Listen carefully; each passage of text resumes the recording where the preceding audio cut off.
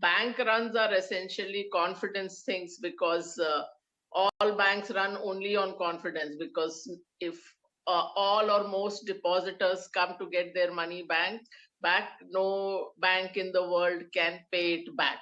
So that is the basis. Of course, as far as the Silicon Valley Bank, the SVB, is concerned, they had a lot of issues with their balance sheet.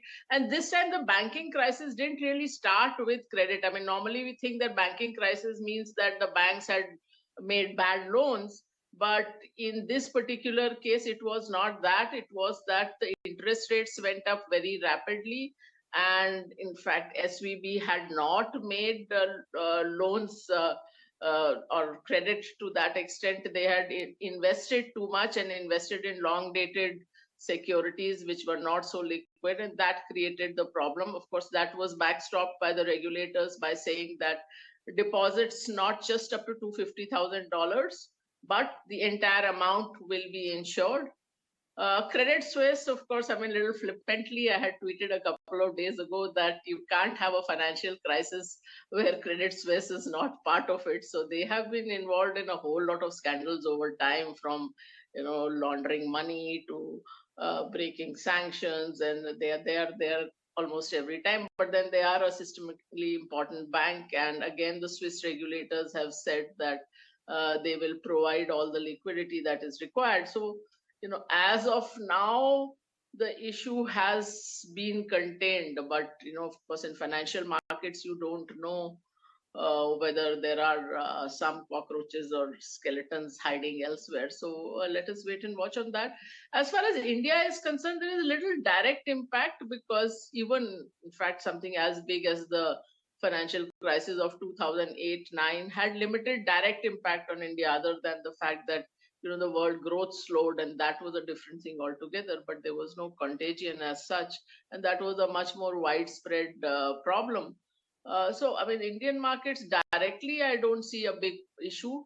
Ultimately, once this plays out, maybe the impact on the markets may well be positive, because what the markets now are banking on is that because of all these issues, Fed will back off somewhat on the rate hiking. In fact, many houses were even predicting that they will stop raising altogether. I'm not quite in that camp, but definitely the highest or the terminal rate Fed will go to might come down. So, and as we all know, that as interest rates don't go up as much, then that is a positive for the market, because then the cost of capital doesn't go up that much.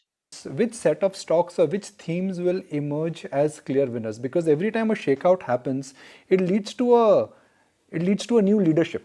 I don't think, first of all, there's going to be a big shakeout in the Indian market, because the dislocation is not really there in the Indian market. And our list of stocks that we like has not changed very dramatically. Of course, next month we look at a quarterly rebalance, so maybe something new will emerge. But as of now, we are pretty much sticking to some of the things which I have spoken about in the past, that after being like kind of zero weight on banks, we actually went to market weight on banks now, what, about 9 months ago, and that has done well for us. So that we still continue. Capital goods, we continue to be overweight, but of course, that story has been playing out for us for a year and a half. So, I mean, while it still looks like an outperformed sector, it is no longer, that big room to go up that was there. A lot of it has been filled by stocks going up 2-3 times. So we've added, as I said last time, some auto components, some pharma. So that pretty much remains the thing. I mean, I do not see yet the consumption theme playing out well. So while you are saying that everything is looking good for the Indian economy, actually there is like two categories in the Indian economy, which is the creamy layer is doing well. So which is why you hear all these things of waiting lists for luxury cars, and the hotels, the high-end hotels being full, and so on and so forth. On the other hand, you have 80 crore Indians needing free food, unemployment being still extraordinarily high, especially for young people, and more so if you add the disguised unemployment, where people have been shown as moving back into agriculture. So there are a lot of things like that. So for example, either on the durables or on the FMCG, with one or two exceptions. I think, those still don't look great. Of course, with the rates going up, the rate sensitives also, you have to be little careful, like real estate and so on. Refineries, oil, that also doesn't look particularly great. So there are pockets which look fine, and ultimately it is also a bottom up thing. So sometimes, like, we end up being a little overweight, let's say in textiles or chemicals, but those are bottom up picks rather than sectoral calls. Devina, ultimately we are trying to define the terminal value based on interest rates. Interest rates, sooner than later, they have to come down. Either they're nearing their peak or they will peak out very soon. If that is the construct, what happens to the sectoral outperformance and underperformance if interest rates a year from now, 6 months from now, either they will be lower or they will definitely top out?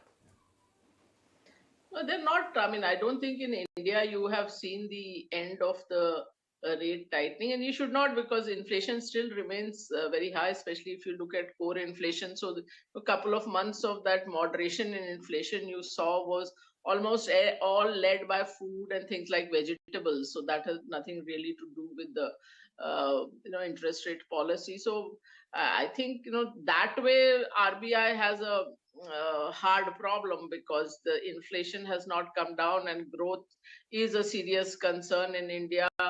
And unlike the US, where there are plentiful jobs, here the labor market is also an issue, because unemployment, especially unemployment for the youth, is high.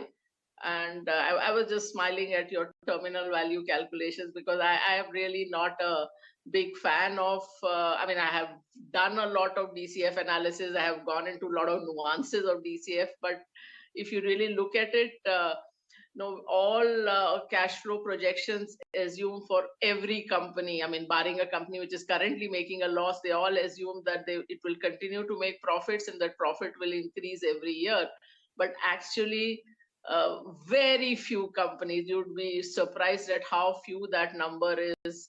If you look at 15 years, 20 years, that a company which shows profit growth every year is like a needle in a haystack. So, so I mean, who knows what interest rates would be 5 years from now? I mean, that's a very difficult call to make. But on the other hand, I don't think Fed also will stop hiking very quickly, because inflation again has not been tamed there. What you got was a moderation in a lot of the low hanging fruit, like housing and so on. But again, if you look at core services, there the inflation still appears high. And from these levels, even if you look at historically, inflation doesn't come down in like 3 months or 6 months. It takes much longer than that. And Fed again cannot really afford to signal that they have taken their eyes off the ball and letting inflation run. So it's a hard time to be a central banker. And I don't think we can really pitch that because interest rates will come down, that is the reason to buy the stocks, because we are not there in the cycle yet. But there are enough other reasons why the stock market might look attractive. What to your mind for next 3 years should be the projected return for equities? Well, Nikunj, I never give projected nifty targets or returns, but I can tell you that the 40-year return has been 15%. We are still not above the trend line. So the risk of a crash is limited. And still, I think the risk would be in not being invested rather than in being invested. So sitting it out is more risky than being in the market, because at some point you will miss out on a big up move. That is rather than the comparative risk of a crash from here on. I mean, there might be some downside, but I don't see a big crash from today's levels.